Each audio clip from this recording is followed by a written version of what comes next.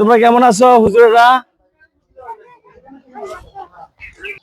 আসো তোমাদের সাথে একটু গল্প করি, আসো হুজুরের সাথে একটু গল্প করি। আসসালামু আলাইকুম, কেমন আছেন?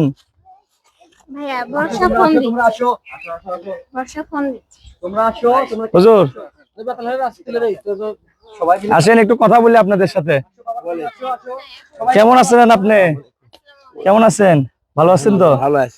আমরা আছি তারেক রহমানের পক্ষ থেকে ধানের শীষ মার্কায় ভোট চাইতে। হ্যাঁ, ভোট দিতে হবে। দেশের মানুষ। আচ্ছা শোনেন, বিগত অনেকগুলো সরকারি কিন্তু গেছে, কখনো কি ইমাম মুয়াজ্জিম নিয়ে কোনো সময় আলোচনা করছে? জানেন কখনো? আলোচনা করেনি কিন্তু বলছে, খবর শুনছেন তারেক ভাই ইমাম মুয়াজ্জিমদের জন্য কি করবে বলছে তো, ভাতা দেবে। আপনারা খুশি না?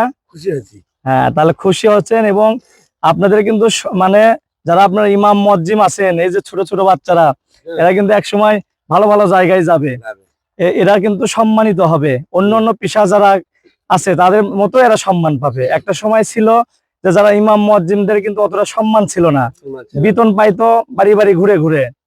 তো বিএনপি ক্ষমতায় আসলে কিন্তু ধানের শীষ মার্কায় ভোট দিলে বিএনপি ক্ষমতায় আসলে ইমাম মুয়াজ্জিমদের কিন্তু সম্মানী ভাতা দেওয়া হবে, এটা তো জানেন?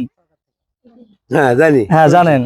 তো আপনার এলাকার মানুষ, আপনি নিজেই বললেন যে তারেক রহমান আপনি এলাকার মানুষ, সবাই মিলে ভোট দিবেন। আপনি সবাইকে একটু বলবেন, আপনারা যারা হুজুর আছেন, এই যে হুজুর যারা আছে এদেরকে বলবেন এরা যেন দোয়া করে। দোয়া করবা সবাই, বাবা মাকে বলবা, বলে দিবা, এবং সবাই মিলে দোয়া করতে বলবা, এবং তোমরা নিজেরাও দোয়া করবা। তারেক রহমান প্রধানমন্ত্রী হলে যারা ইমাম মুয়াজ্জিমের চাকরি করবে তারা সরকারি চাকরির মতোই বেতন পাবে এখন থেকে, সকল সুযোগ সুবিধা পাবা তোমরা। ঠিক আছে, তোমরা ভালো থাকো। হ্যাঁ ঠিক আছে, ইনশাআল্লাহ। ইনশাআল্লাহ আমরা ভোটও দেব, ইনশাআল্লাহ, বলা লাগবে না। ইনশাআল্লাহ, ইনশাআল্লাহ, ইনশাআল্লাহ।